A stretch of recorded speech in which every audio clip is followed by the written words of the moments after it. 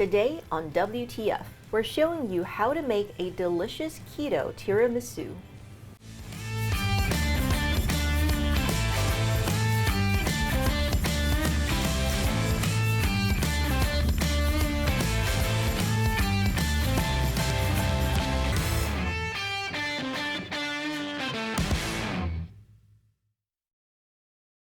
Hello and welcome to WTF, where we help you transform food in your kitchen. I'm Janie. And I'm Hannah.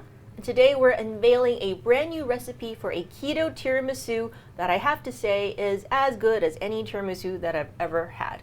So remember to subscribe, stick around for our weekly giveaway, and as always, you can find today's recipes in the links in the description below. Now, what we look for in a keto tiramisu, obviously we don't want any of the sugar, we don't want any of the carbs, but what we are looking for is that really special, delicate ladyfinger taste. We're looking for the sweetness, we're looking for texture, and I think Hannah really nailed it with this recipe, so I'm going to have her walk you through what we think is the hardest part, which is making the lady fingers themselves and giving them that texture. And then we'll come back, we'll do an assembly of the whole thing, and of course we're going to taste test it and just see how good it is. Now, Hannah, when you're thinking about making the lady fingers without any gluten, without any wheat, what did you find really worked in terms of replacing those ingredients, without making a really dense, very soggy type of lady finger? Yeah, so our go-to is always almond flour as our flour replacement for any type of keto baked goods.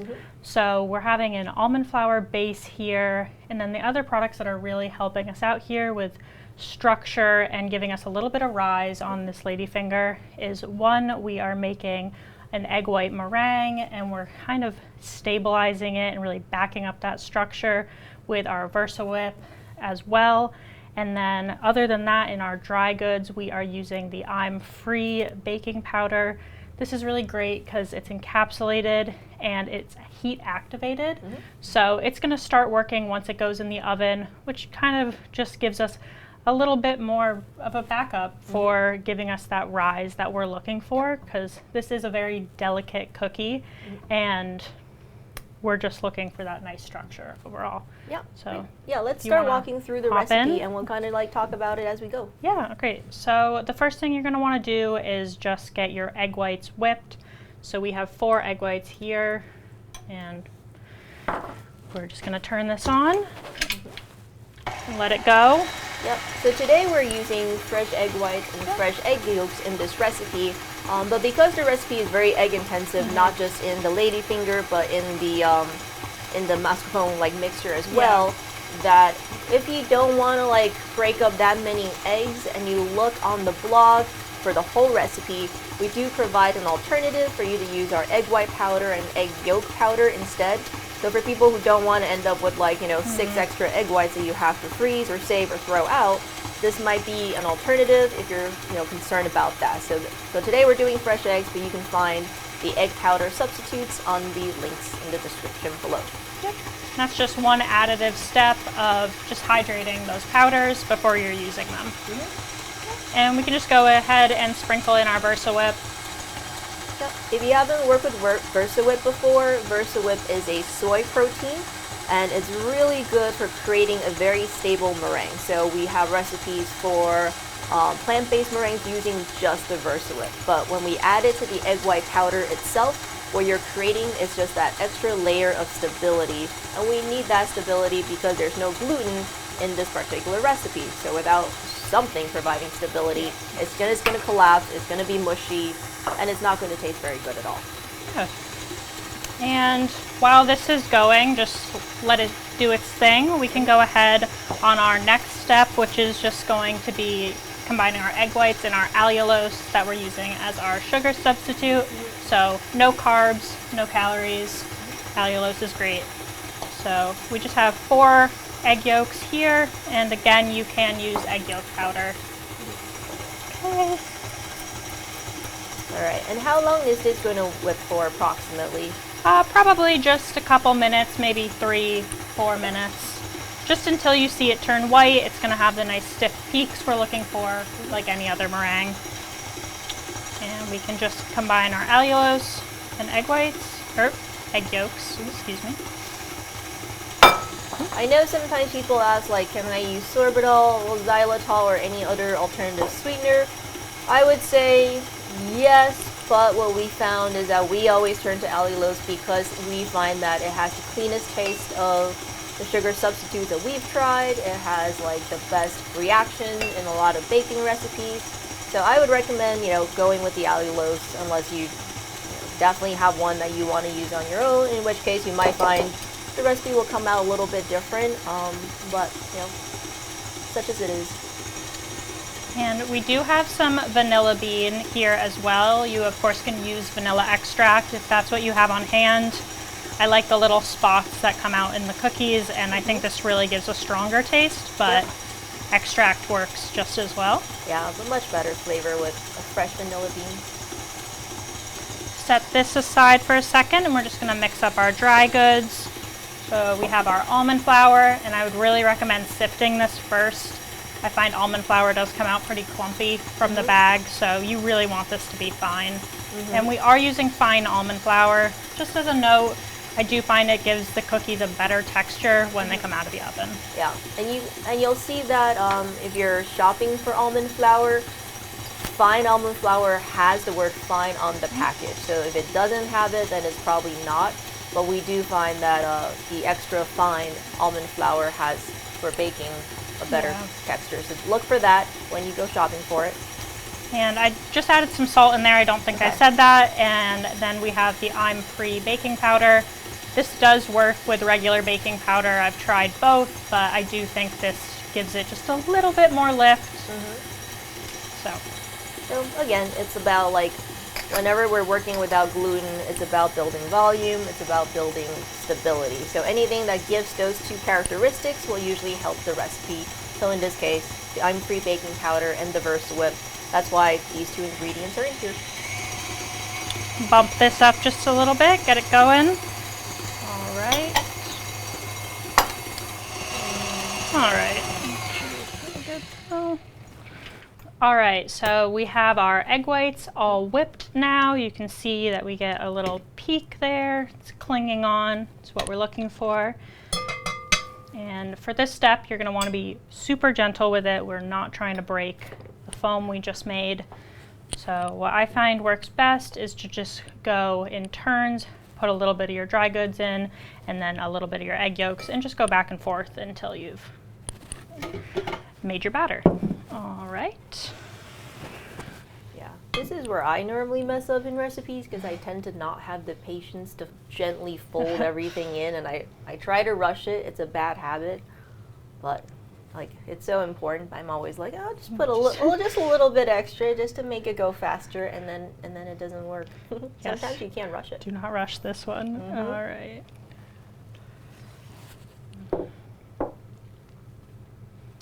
All right, so we are back from mixing this all together, and what we're gonna do is just put it in a piping bag and then pipe it out onto our baking sheet.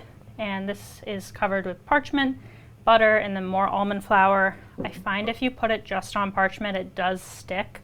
So I would recommend adding an oil and then the flour. And one of the things we were just talking about off camera, Hannah was talking about like, when do you put this in the oven? And you mentioned that because it's so delicate that we don't really want to like pipe this out way ahead of time. That'd be pretty much, so after this we're gonna take a break and we're gonna bake these off. But I was like, oh, why don't we just do it all? And you said no, like we need to like really pipe these right before they're ready to go into the oven. So if you are doing this at home, definitely recommend first preheating your oven so you're ready to go as soon as you're done piping. Yes. And these bake super quick. It's only going to be 300 degrees for 8 to 10 minutes. Once they turn golden brown, they'll be ready to go. All right.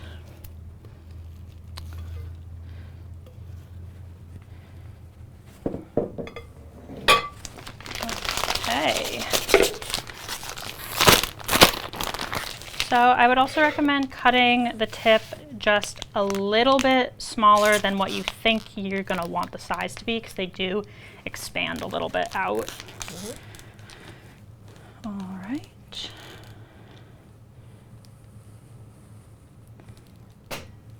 So as you can see, got our lovely lady fingers, and we're just going to go ahead and pipe the rest of these and come back to you when they're all baked. All right, and we're back, and we are just about ready to plate the tiramisu and taste test it. First, I wanted to talk about this week's giveaway, which will be the ingredients that you see here in order to make the tiramisu yourself. Now, in order to enter to win, leave in the comments below. Let us know what other desserts you would like to see us make here in the test kitchen. Doesn't have to be keto, could be any dessert that you're interested in seeing our take on. So this has been really fun, so we want to keep doing that. All right, so Hannah, you've been kind of baking these off. I kind of want to like take one and break it apart right now. All right, before we even plate it. So you can kind of see what a nice volume that we have on this particular tiramisu ladyfinger.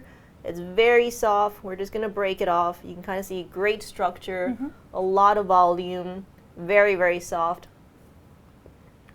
Super good.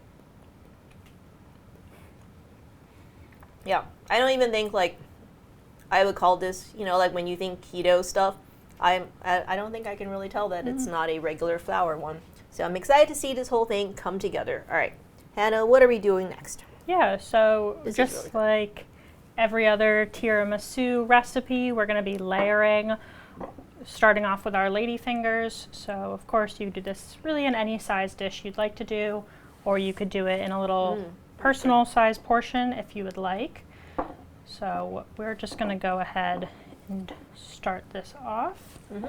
And I know traditionally you soak the lady fingers in coffee or espresso. These are a little bit more delicate than the lady fingers you would buy at the grocery store. So I would recommend just using a spoon or a pastry brush and just brushing the coffee on there. And the stronger the coffee you have for this, definitely the better. Yeah, I mean, if you would like to see them kind of soaked until they're mushy, I guess you can do that, but we like them with still a little bit of structure at the end of the day. Yeah, a little bit of something to the bite, so. Yeah, and we didn't show making the cream on camera, but you can get the whole recipe in the links in the description below. And then later in the week, there'll be a short release that kind of shows the whole process soup to nuts, and you can see that there as well. Yeah, and it's really similar to a non-keto traditional mascarpone cream. We're really just substituting the allulose for sugar. All right. I really like how fluffy this is. This is actually like, it's really great. Yeah. I really enjoy this. Sometimes I feel like with keto baked goods, there's like a heaviness, or like, you know, the flavors aren't always balanced because you're relying on like coconut or whatever other ingredients to create the structure. But this one, it tastes fantastic on its own. So I'm very excited about this. So our final step for this, we have our cocoa powder and espresso powder mix here, and we're just going to do a little light dusting on top. Tiramisu it's like actually one of my favorite desserts, and I'm actually really sad now since I've become lactose intolerant years ago, and it's gotten so much worse. I actually can't really eat it. I'm gonna have a bite today for the camera, and just also for the fans, me, and also for me because I love it. But I'm like, oh, I wish I could just eat a big slice of it, but I can't. Yeah, this can't really be made dairy-free. Well, I guess you could try with oat milk, or no, that wouldn't. No, you have to like find a way to make the mascarpone cream. I think the ladyfinger we can definitely make dairy-free. Well, there's no dairy in it. That's true. To begin with. That's true. So. Perhaps that will be a next project to tackle. Yes. How do you make a dairy-free tiramisu? Right, so tiramisu is great right now, or you could leave it in the fridge for later. Really let the coffee soak in. But now, there we go.